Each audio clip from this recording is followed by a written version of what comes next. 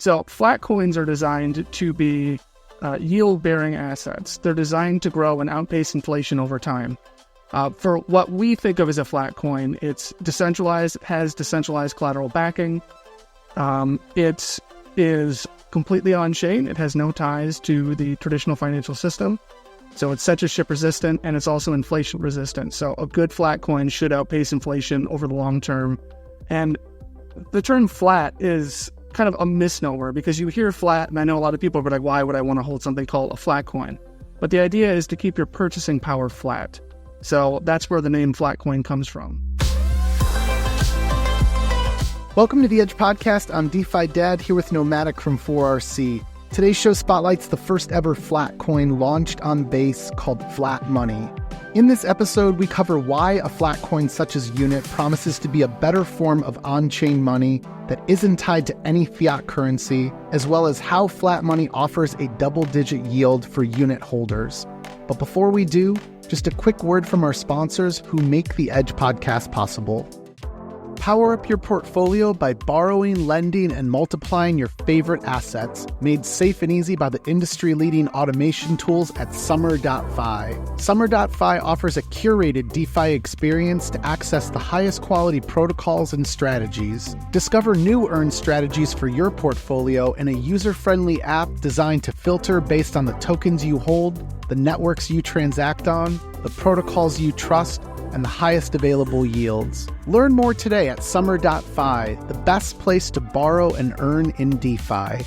Tired of hopping between tabs, searching for new tokens before the hype catches on? Try MATCHA.XYZ, the DEX aggregator from 0x. Matcha connects hundreds of DEXs so you can trade millions of tokens and find fresh new drops. Matcha works out the best route to save you money on every trade. Swaps are free, and Matcha has everything you need to trade on-chain. Gasless swaps, limit orders, and cross-chain, all in one place. Search Trade Done at MATCHA.XYZ. Introducing the MANTLE Liquid Staking Protocol, MANTLE LSP, a permissionless, non-custodial ETH liquid staking protocol deployed on Ethereum L1 and governed by MANTLE. With MANTLE LSP, users can stake ETH to instantly receive METH, earn yield and accumulate rewards the longer you stake. METH is the value accumulating receipt token that will give you access to expanded yield opportunities. Stake and watch your yield grow with MANTLE LSP. It all started so simply with CryptoKitties and Maker on Ethereum, but quickly became complex with more applications and many chains. Today, everyone agrees UX issues are the biggest blocker standing in the way of crypto adoption. Introducing Avocado. Multi-chain UX redesigned from the ground up. The first wallet to abstract networks, accounts, and gas. One gas tank to pay transaction fees on all chains in USDC. And native access to INSTADAPP's powerful, custom DeFi strategies. Avocado, one wallet to rule all chains. All right, let's introduce the founder of Flat Money, Ermin, and our good friend and advisor to Flat Money, Brave New DeFi. Guys, welcome to the Edge Podcast. How are you doing? Yeah, doing great. Yeah, thanks for having us on. Yeah, I'm doing well. It's good to be here. Looking forward to the conversation. So guys, we're excited to learn about a flat coin, and Flat Money's flat coin is called UNIT.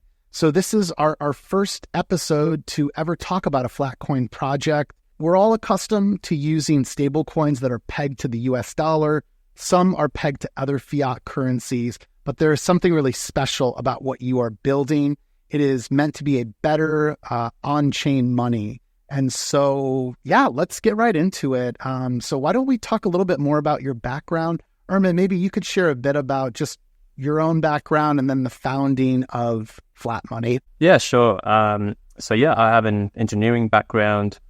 I helped co-found DHedge, and DHedge is one of the OG on-chain vault protocols, and DHedge was one of the first to allow anyone permissionlessly to create vault strategies and basically just run them.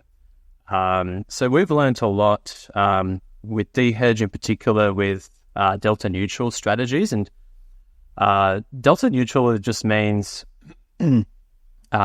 essentially, positions that are both long and short at the same time, so you don't have exposure to a particular asset. And we've had, quite a lot of experience there and success with these strategies, and that led to flat money. And we can talk a bit more about that later, but essentially the problem space was, okay, we're really seeing the rise of stable coins, and stable coins have played a big role in the growth of DeFi, but there are a lot of limitations and a lot of issues there, and we can discuss this later. But that's how we came across the idea behind flat money.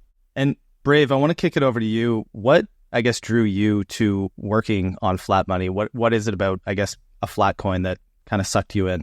Yeah, I think there's been a lot on the risk side over the last 3.5-4 years that I've been involved in crypto and DeFi that I've really enjoyed researching. There's been a lot of attempts at creating different kinds of on-chain money that had very unstable foundations, very unstable models.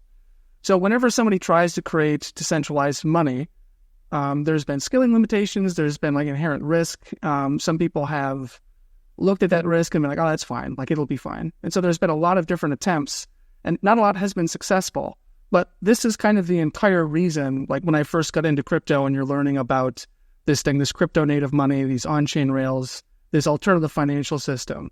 Well, we have this alternative financial system where we're basically just using money that's just sitting in a bank somewhere, backing a coin that's run by a company that provides you with no real transparency. And the only reason that we've seen transparency from a lot of these larger companies is because there's been pressure to do so.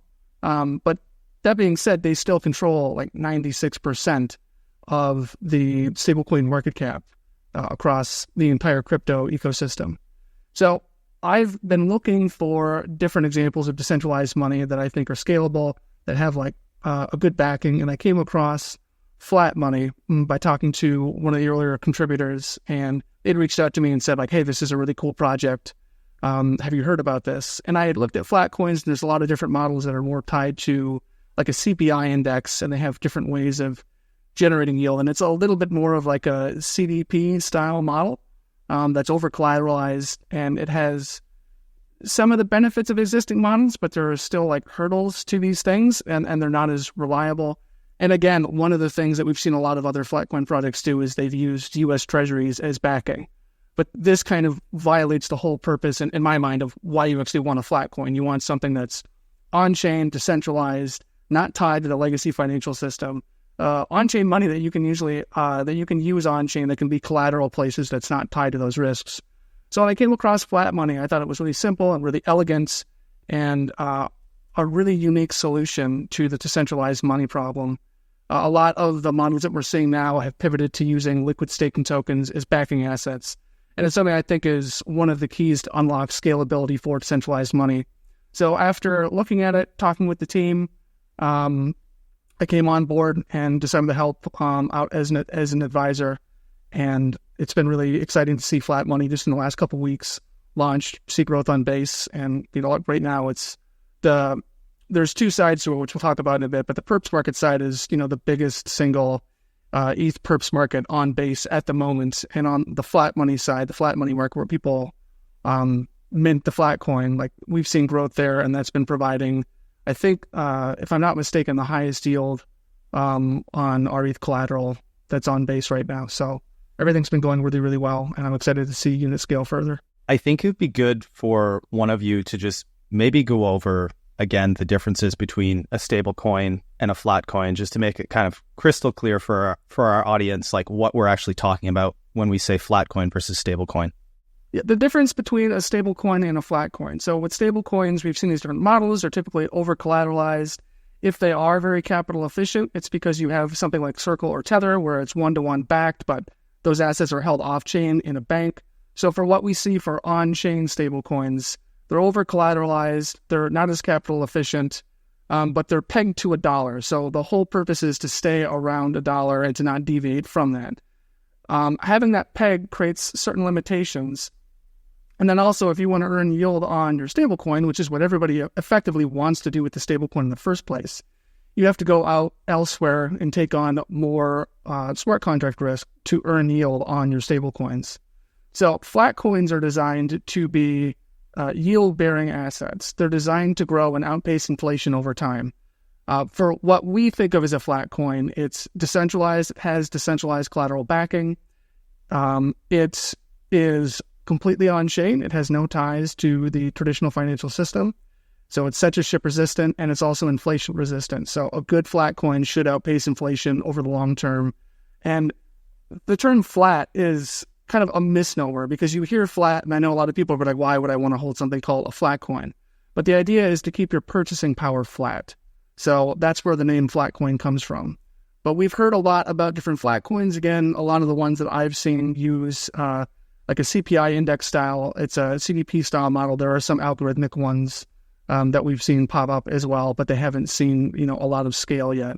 So the core difference between the two is that a flat coin should be a natively yield-bearing token that preserves your value over time.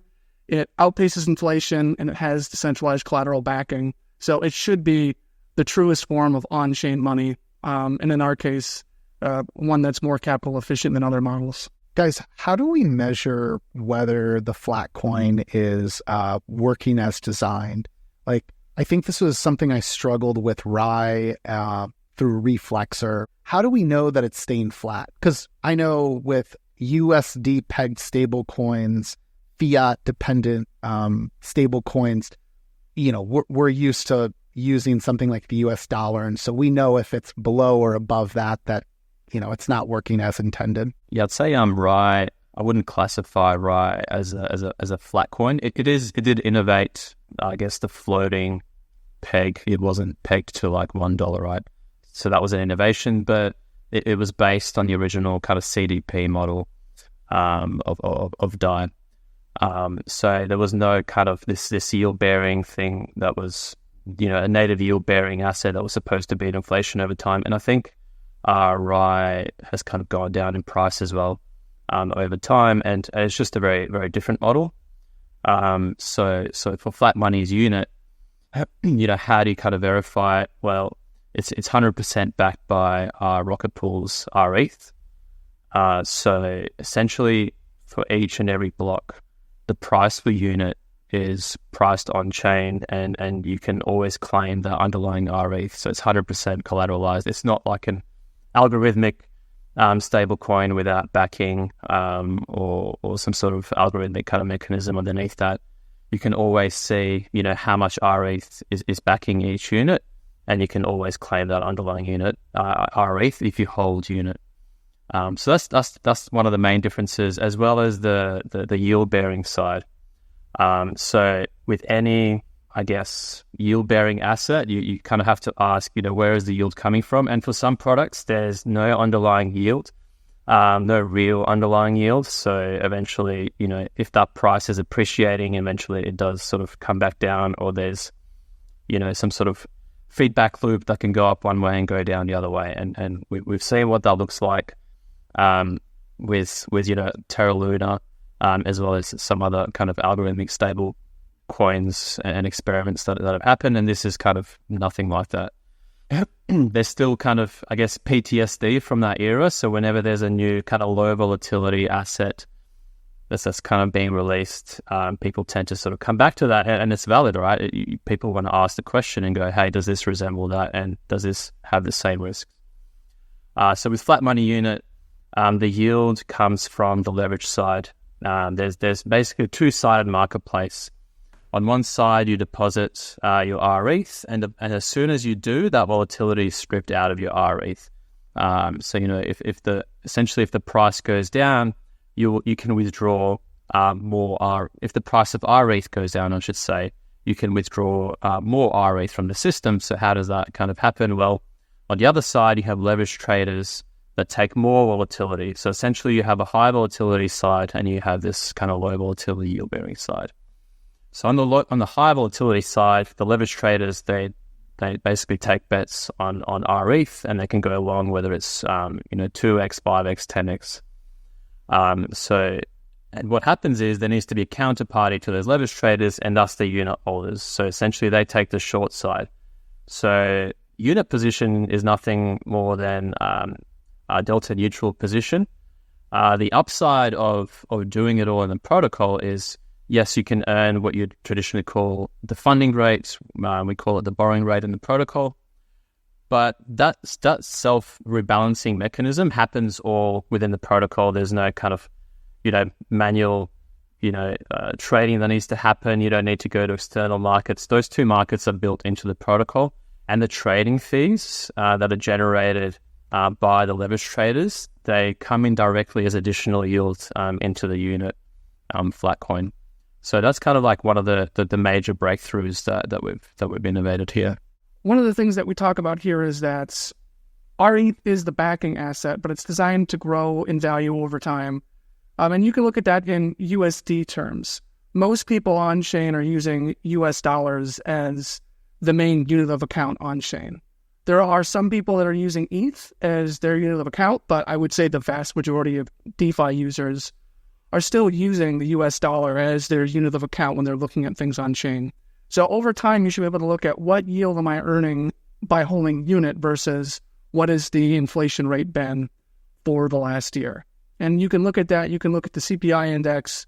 If you're a believer that the CPI index doesn't actually track the accurate amount of inflation, which as a person that goes shopping at the grocery store, I don't think it reflects the inflation that I see on a daily basis. But you can look at that and see how much interest have I been earning on my unit, right? Has my purchasing power been growing over time or has it been staying the same? So I think that's the easiest way to benchmark how well it's preserving your purchasing power. Again, not everybody who holds it is going to be somebody that's interacting with USD as a native currency. One of the things we've outlined in some of our blog posts is one of the main uses of stablecoins and flat coins on chain are a safe haven against inflation and other native currencies. We have that in the case for unit and the ETH standard blog post that we have, where we talk about this, that if you look in the Latin American countries, it's like 50 to 60% of the stablecoin or of the crypto volume that we're seeing, it's in stablecoins because people want to have something that protects against inflation in their native currency in areas where we see really high rates of inflation, like in Turkey, places in Latin America. People are predominantly holding stablecoins to hedge against inflation, but still while you're doing that, you're still exposed to the inflation of US dollars. So instead of having a stablecoin and putting it somewhere and earning interest on it, you can just hold something like unit. It reduces the smart contract risk that you're exposed to. It's just a lot simpler just to mint unit and then be able to hold that and have it earn yield. Over time, there'll be more integrations for unit where you can earn yield in other ways as well by using this collateral in different places. But the idea is that it's a simple form of on-chain money that you can use to preserve your purchasing power over time. Yeah, and the other thing with kind of on-chain money, when you ask a typical crypto native, is BTC or is ETH money? Most of them will say yes. These things are money, but when you dig in deeper, they don't actually use it as money. They use it as an investment, or it's a speculative asset, essentially. And it's good in the good times, but it's not so good in the bad times. And most people, particularly in the bad times, would not want to be paid in these volatile assets, right? So essentially, what the stable coins, what they solved is this kind of volatility problem, still allowing people to stay on chain. But with that, of course, came the inflation, and it's just kind of what we're agreeing to. This is the best form of on-chain money that we have at the moment, which is not very inspiring, right? I wouldn't have imagined, looking years ago that, the currency of crypto is that what's being exchanged as a unit of account are just US dollars that are sitting somewhere in the bank. Guys, two questions that I have. First one being, why rETH specifically? What made you start with that? I mean, I have my own ideas, but would love to hear your thinking on that. And then I'm also curious, just as a user, maybe describe how the yield is distributed to that user. I believe it's price appreciation and unit itself. But yeah, if you could kind of just answer both those, that'd be great. So why rETH? It's a great question. We wanted an LST as backing for unit just because it's something that already has native yield baked into it. It increases in value over time. It's a lot more scalable because more people are staking their ETH so they can have this liquid staking token, but there are not as many integrations for liquid staking tokens across DeFi as there is for pure ETH. And this is one of the things we've talked about in the ETH standard, which is on our blog, is that there's a tremendous amount of competition for native ETH or naked ETH, as people call it. So if you just have ETH, it's integrated in almost every DeFi platform, right? You can use ETH to mint stablecoins. You can use it to borrow assets on Aave. You can use it everywhere. And that means there's a ton of competition for it. But if you're holding something like an LST and you want to use that for something else, then obviously this is a great use case. The other thing, though, is that LSTs are incredibly scalable for money. They grow in value over time. They represent a share of the fees that you're getting from the network. So by having a liquid staking token as backing for unit or any other form of decentralized on-chain money, you have money that's also backed by something that's helping to secure the network. And if you believe over time that ETH and LSTs are going to grow in volume, that there's going to be more transaction fees on Ethereum, that it's going to be kind of the hub of the financial ecosystem on-chain, then this is truly a scalable asset to back on-chain money. So this is why we wanted an LST. Why did we want to use Rocket Pool ETH over others, say? Well, one of the things launching on Base is we were a bit limited in what we could choose from about what's on Base and what we can use on Base. But luckily for us, Rocket Pool ETH had launched on Base around the time that we were looking for the asset. So it was basically between Rocket Pool ETH and Wrap Staked ETH from Lido. The one thing that we really love about the Rocket Pool community is they are very dedicated to decentralization. It's such an active and vibrant community, and really the one thing that I personally really love about Rocket Pool is its decentralization above all else. They're very aligned with the ecosystem. They're very passionate individuals, and it truly is this decentralized community of node operators, of rETH holders, all these people working toward a common goal. And when we were looking for an asset to back unit, when we were trying to figure out what collateral asset do we want to back our decentralized on-chain money, we wanted something that reflected the values that we thought best fit in with these original cypherpunk ideals that we were trying to go back to. So the best asset to back on-chain decentralized money is a more decentralized liquid staking token, which is why we ended up going with Rocket Pool ETH. This point that you covered, Brave, on helping secure the Ethereum network as well. It's not something that's kind of top of mind at the moment, but people are expecting the stablecoin market cap to even go 10x from here. So we end up in a situation where we're settling larger and larger kind of value on chain, and this value, like the traditional stablecoins, they're not directly helping secure the network. So this potentially becomes a security issue. And ideally what you want is you want the value that you're settling to directly also secure the network itself that it's settled on. Hey guys, so from all that, I'm kind of curious, would you entertain using like another LST? I guess it has to fit your internal criteria, obviously, but I guess also what I'm thinking, and this is a good problem, but is unit in some way capped by the total FDV of our ETH at the moment? And yeah, like what other, I guess, assets are you thinking of maybe letting into the system at some point down the road, if any?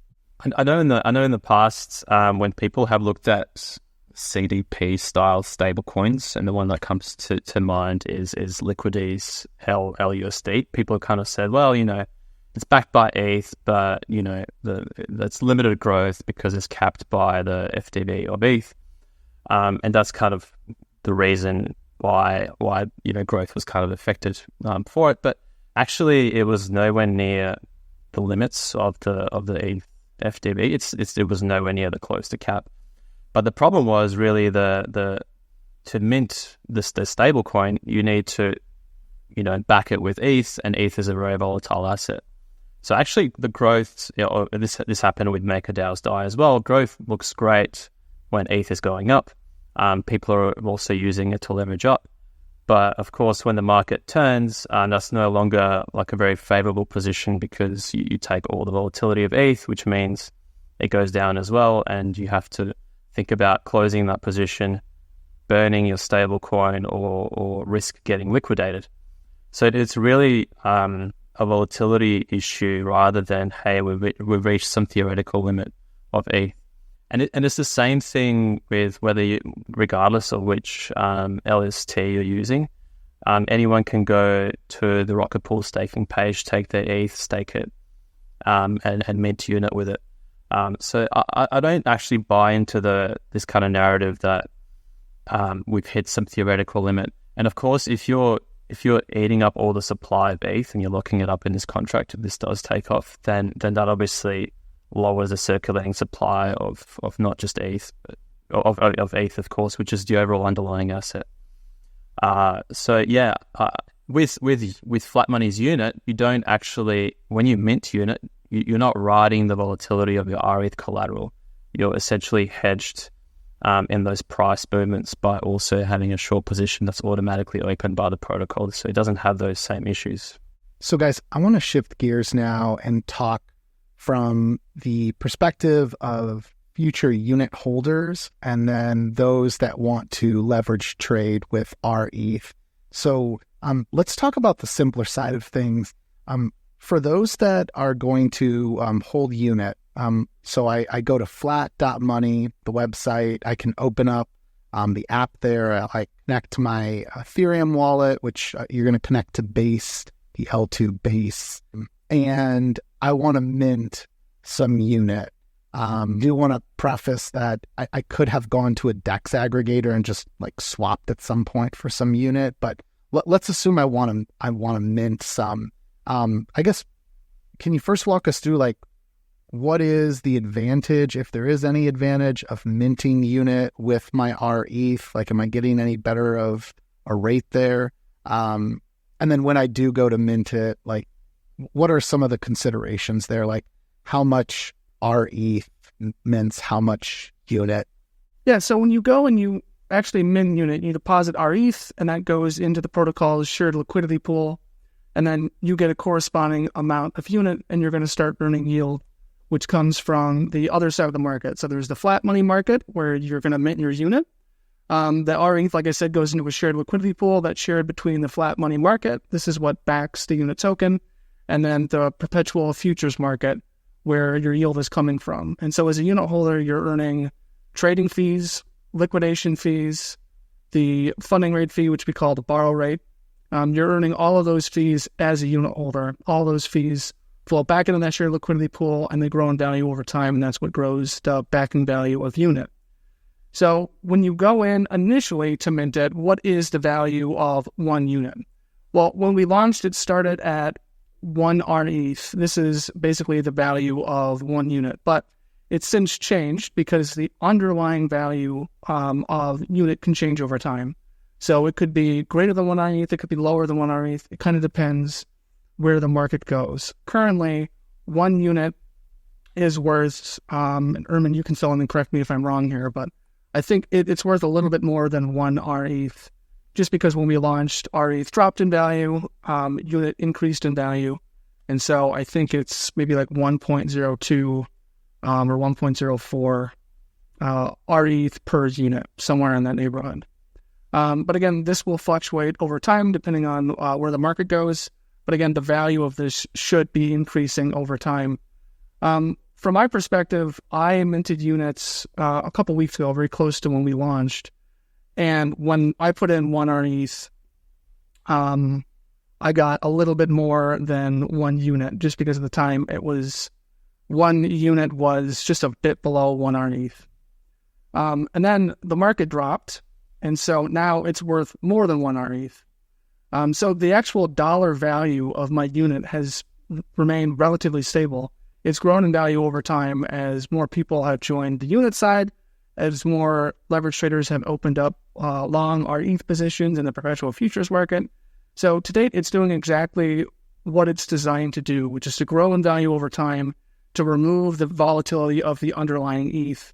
And so that's what you can expect as a unit holder in the flat money market. If you're minting and holding unit, it should maintain its value over time. It should increase in value over time as it's earning those fees. So is there a benefit to minting unit over going out and getting it in a DEX? Right now, there isn't any unit liquidity in DEXs, but that's something that I expect will come relatively soon.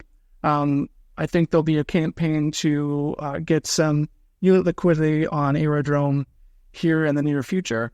But in the future, I think the only difference is going to be, similar to what you see with other forms of on-chain money. Is there a premium to buy it through a DEX versus minting it natively? So I imagine there will be some arbitrage that will happen in the future if there's a premium that's too high in a DEX that somebody will swap and redeem and basically bring it back to par. But there is no inherent benefit to going out and buying it on a DEX or minting it directly. It just depends on what the price is on a DEX. But if you're holding unit, it doesn't matter if you minted it yourself or if you got it on a DEX, it's still going to be growing in value. It's still going to be doing all the things that it's designed to do, no matter how you obtain unit. Yeah, and it's essentially the exposure you get with unit is like a yield bearing low volatility asset. So it's not like something that's that you need to be an rETH holder to do this. And the experience. So right now you deposit your rETH and the volatility is stripped out. But in the near future you can come in with your USDC, for example. Now in the background, what happens is that USDC gets swapped to rETH and deposits into unit. So rETH is there in the background, but you don't even need to kind of know that that's what's happening. Essentially, you can deposit $100, you get $100 of unit back, and that just grows over time. So I want to remind listeners that as of this recording, if you check flat.money/Flatcoin, you actually can see that the estimated APY, and this is based on I think the last 30 days or so, it's like a monthly calculation. It's 34.59. How are we accruing that yield? Yeah, unit isn't a rebasing token, so the amount of unit you have is going to stay the same, but it's the underlying value that's held in that share of liquidity pool that's going to increase over time. So if you're holding unit, then the value of the assets over time is, again, the other side where you're earning the yield from is the perpetual futures market. So as leverage traders are paying the borrow rate fee as they are entering and exiting positions or maintaining positions or paying trading fees, as people are liquidated when there are market downturns, all of that is going to the share liquidity pool and increasing the value over time. So all of those fees are coming back, and that is what is increasing the value of unit over time. So again, all you have to do is hold unit. It's not rebasing. You just hold it in your wallet. It's going to be the same balance, but it just increases in value over time, similar to how we've seen other liquid staking tokens that are rebasing that are wrapped, or you can think of it just like you do with rETH. You just hold rETH in your wallet and it increases in value over time. So in the future, hopefully folks listen to this long into the future, but it will be possible to eventually get unit once there's more liquidity there through probably something like ETHEREUM on Base. Right now makes total sense to just be minting through the app because that's the only way you're going to get a hold of unit. I also want to emphasize the point you guys made about the fact that this is not a CDP style protocol. This isn't Liquidity, this isn't Maker. There is an issue there. There's an onboarding issue. I know I experienced it. As I've played with the app and written up, blog posts or tutorials about it, I have had to I've had to stop thinking about it like these legacy protocols. And I'm thinking, okay, if I put in this much rETH, what am I going to get? 85% of the value of that in the Flatcoin? No. Again, we're minting a Flatcoin. We're not minting an over collateralized stable coin. Yeah. So with the old, legacy, with the old style CDP, stable coins, you come to the app, you put in, say, $100 of ETH and you can mint, $50 of the stable coin. So that user experience there is kind of a little bit confusing if you're doing that for the first time. But not only that, but then you have to manage that position, because if ETH goes down in price, what happens is, you need to make sure you don't get liquidated. So that's a constant management kind of problem that you need to do as a user. But with Unit, you don't have such issue. Essentially, you deposit $100 of essentially any asset, and you get $100 worth of unit back. and there's no such risk of liquidations like the old CDP model. I think the other thing I'll chime in and say here is when we think about like the CDP model or other stablecoin models, there's nothing inherently wrong with that system, but there are trade-offs between it. Again, going back to how I originally got involved with flat money, the thing that I really love about it is it's really simple. It's so simple, in fact, that when you talk to people about it, they're like, all right, well, like, what are all those complex mechanisms in the background? It's like, yeah, well, one of the ways it's designed is to be relatively simple, to remove that risk that you see in there. But because it's simple, it's hard for some people to understand because they're used to thinking in that CDP style model or the GEB style model that people have grown used to, because that's been the predominant model over the last 3 years. So when you're looking at how the protocol works, again, there are two markets. On the unit side, you have unit holders that provide that liquidity. You have the perpetual side. They're the ones paying the fees. They're going long, and they have that shared liquidity. And so the difference between this model and the CDP style is I put in ETH in the CDP style. It's over collateralized. Depending on, what kind of market you're using, the over collateralization level might be somewhere between 120%, 125%, or it could be up as high as like over 200%. For something like a Maker CDP vault with an LST like wrap staked ETH in it, you're looking probably closer to 200% over collateralization to mint your stablecoins. If you get liquidated, then you're going to lose a portion of your collateral that goes as a liquidation bonus, right? So this is typically around 15%.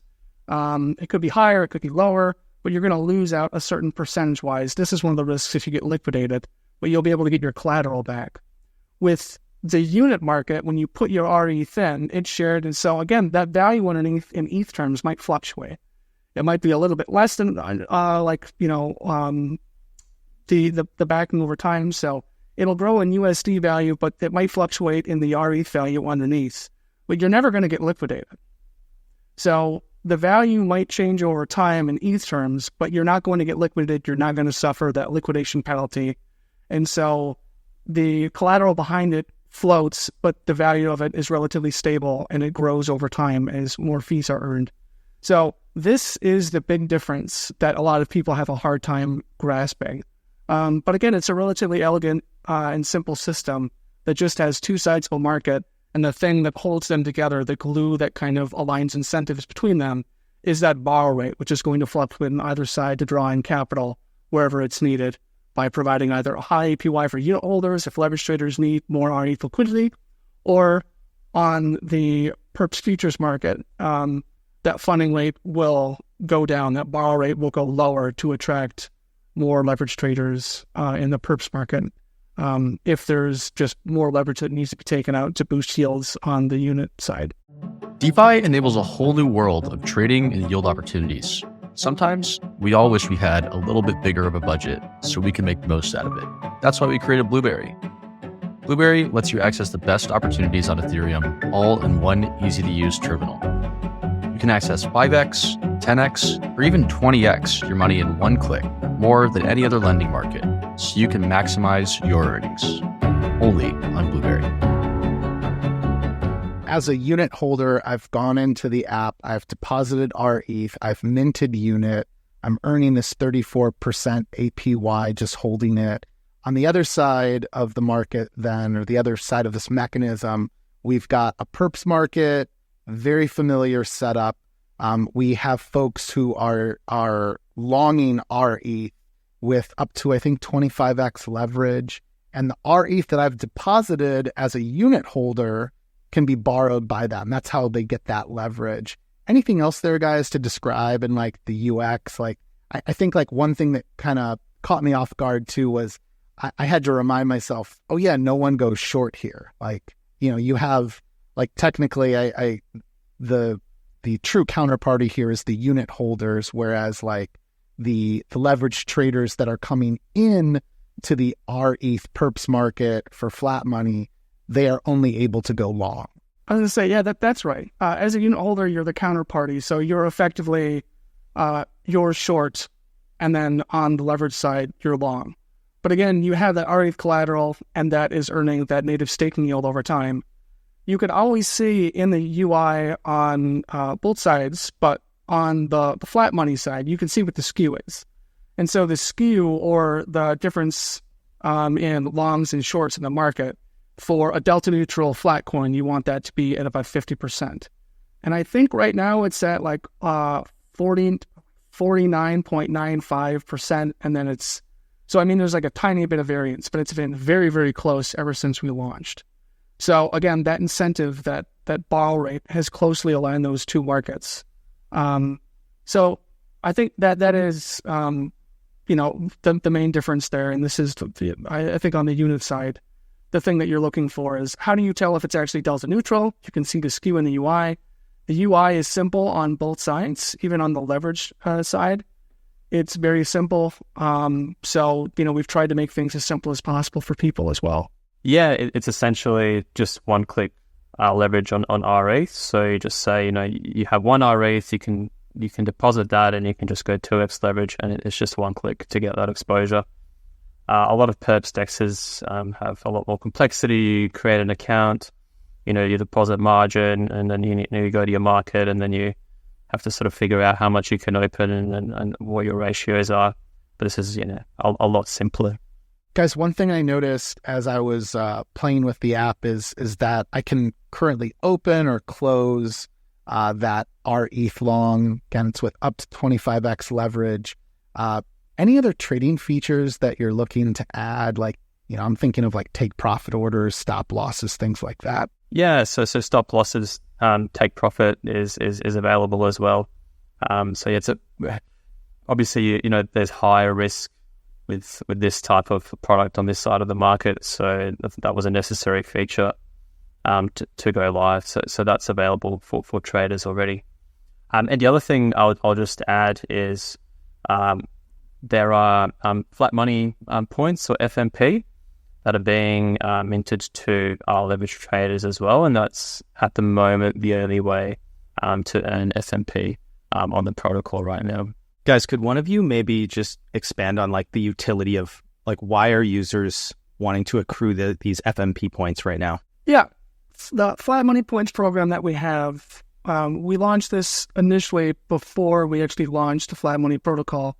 We had an early depositors vault that was run through Toro, so people could put in USDC, and this is the initial capital that is in the flat money protocol.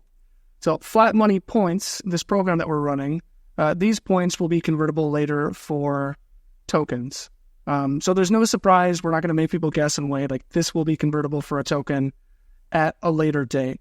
And the approach that we've taken with FNP is it's essentially a fair launch program. So the only way to get the flat money points is to actually use the protocol or be some aligned ecosystem participant. So if you were an early depositor, that was the largest share of FNP that has been distributed. That is vesting over a 12-month period for people who are in that early depositor vault and are deposited in the protocol. For people who are early leverage traders, they can earn FNP as well. For every 1 rETH of volume currently, you can earn 100 FNP. We have a distribution schedule that's outlined in our Flat Money Points program blog post, that's outlined in the Perpetual Futures Market blog post as well. We talk about the distribution of flat money points to early leverage traders. Over time, we're also going to have flat money points seasons, where there are going to be different ways to earn flat money points. The second season, the first season was the depositor vault. The second season is going to coincide with our full launch. We've had a 2-phase launch. So the initial launch here is while we're getting the early depositor vault into the protocol, while we're ramping up and letting early participants participate within the flat money market and the perpetual futures market. The full launch is going to come around the first week of June, and that'll coincide with the second FMP season, which will be for DHT stakers. There'll be a new DHT staking vault because we've been working very closely with the DHedge team and the DHT community to get flat money up and off the ground. So we want to reward the DHT holders. There are also going to be other seasons that we have. We haven't announced those yet, but basically the only way to get FNP is to, like I said, to be aligned or to use the protocol. So we'll have other participation rates within the protocol and other ways for people to earn FNP, but you can find the Flat Money Points program blog post on the Flat Money website. If you just go down to the bottom, you can see the link to our blog, and you can read all the blog content that we have there, including a couple blog posts on Flat Money Points. So I would say, why do people want Flat Money Points? It's not going to be a governance token. It's going to be a token in the future. We still have to finalize the mechanism, but the idea is that this will be a token you'll be able to stake, and there will be some value accrual to that token as well. So being able to earn the FNP token by participating in the protocol, there's future utility for that token that's going to come. So I'm personally excited to get some FNP myself, because the only way I can get it as well is to participate in the protocol. Guys, what are the risks, if any, that you see with this protocol design? Would just love for one of you to maybe speak to anything that you're kind of worried about or top of mind with this. Yeah, sure. So say in terms of unit yield, unit does rely on the leverage traders essentially generating that yield. So, if there's trading activity that's generating yield, in a bull market, that looks great. There's demand for leverage. So the funding rates or the borrowing rates, would be quite high, and those yields would be quite good for unit holders. But of course, as we've seen, there are times when the funding rates can be quite low. So the yields would basically be lower as well as a result. The upside again of the Flat Money protocol is that even if the funding rates are flat, unit holders, are not paying to kind of to open these positions, to hedge their position. That's handled. Those fees they're in fact getting paid by the leverage traders who are doing that by generating those trading fees and collecting liquidations. So that's one side. One thing to consider: any advantage of the Flat Money protocol over other, delta neutral perps style, whether it's vaults or off-chain funds that tokenize like Athena. And the other thing to consider is particularly the on-chain, off-chain conversation that does sort of come up from time to time is, with obviously these are smart contracts and we take security very seriously. So we've had 2 very thorough audits, public audits with Sherlock. We're just completing the second one. So we're very confident in the security of the smart contracts. We have an experienced team and a lot of experience in this field as well. And the other thing, obviously, Athena in particular has opened up this conversation where people are like, well, hold on, all of this stuff is happening off chain. This is essentially a fund that has a token on top, and that's fine. But some people kind of don't necessarily understand that and the risks that are involved there. And we've seen, custodian blow-ups. We've seen, lack of transparency in terms of solvency. And, these are conversations that I think we should continue to have. And, one of the big catalysts for Flat Money, it's easier to forget, it's been a year now since the USDC DPEG. And what's that showed is that, you can have something that's perceived to be, very safe. And it just takes, one bank blow up essentially and a bank run to cause chaos within DeFi. And this is an asset that's increasingly deeply integrated within DeFi. And then the question is, what are we doing here? Is this actually decentralized finance? Or is this is TradFi and those hidden layers underneath are sort of creeping in more and more and adding that risk that is hidden, and it's hidden until, the rumors start to spread. It seems like there's smoke. People start to sort of pull their money out and you realize there's a fire underneath. And by that stage, it's already too late. I'll also say on the risk side, we have in the documentation a really great overview of the risks involved with using the protocol. We have safeguards in place for certain things. On the leverage side, we have a cap on open interest so that leverage traders can't go crazy and borrow more than the actual available liquidity in the protocol. So we have caps on that side. But of course, like we've said before, that these are 2 separate markets that are aligned by the borrow rate over time. So if the borrow rate drops and it's not attractive to the whole unit, it can contract over time, and it can contract and expand based on demand, based on market conditions. So you'll always be able to redeem your unit during periods of high utilization. If there's liquidity on DEXs, you'll be able to exit that way. But, it goes back and forth if anybody has any questions about risks, just drop in a Discord and ask. More than happy to talk through the risks. Again, we take security very seriously at Flat Money, and we definitely want people to be informed.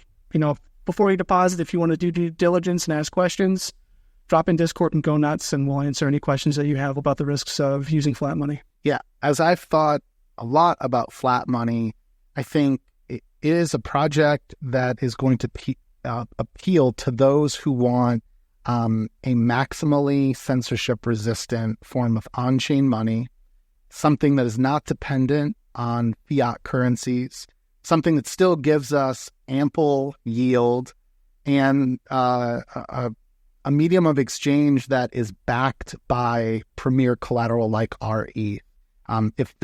If those boxes are checked for you, if that's what you're seeking, you got to check out Flat Money. So, guys, this is a good place for us, I think, to wrap up. I want to remind our listeners that they should learn more about Flat Money by going to flat.money. They should follow 0x Flat Money, which is the Twitter handle for the protocol account. And then there's Ermin's Twitter handle, which is _Ermin. You'll find all of this in our show notes, by the way. And then we've also got Brave's handle, which is just Brave DeFi. And again, you can find that in the show notes. Guys, thanks so much for coming on with us. It was just fascinating to get to learn about what is the first ever Flatcoin to launch on Base. I anticipate that you'll be moving to other chains, other L2s, other L1s in the future. But Base is such an exciting place right now for builders and for DeFi users. I want to give you, though, the final word. What is next for Flat Money? Anything else to reiterate with the Flat Money Points program and how we can get involved? Yeah, I'd say the easiest way to get involved is come ask questions, experiment, play around in the Flat Money market, mint some unit, play around in the perpetual futures market, open some small leverage positions, get a feel for things.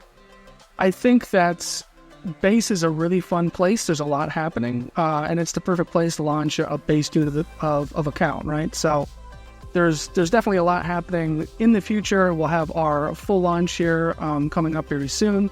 And with that, once we get some more liquidity into the Flat Money protocol, you can expect to see unit as collateral in different lending markets in different places on Base. And then in the future, I'm sure you'll be seeing Flat Money on some other networks as well. Yeah, thanks for having us on. It's been great.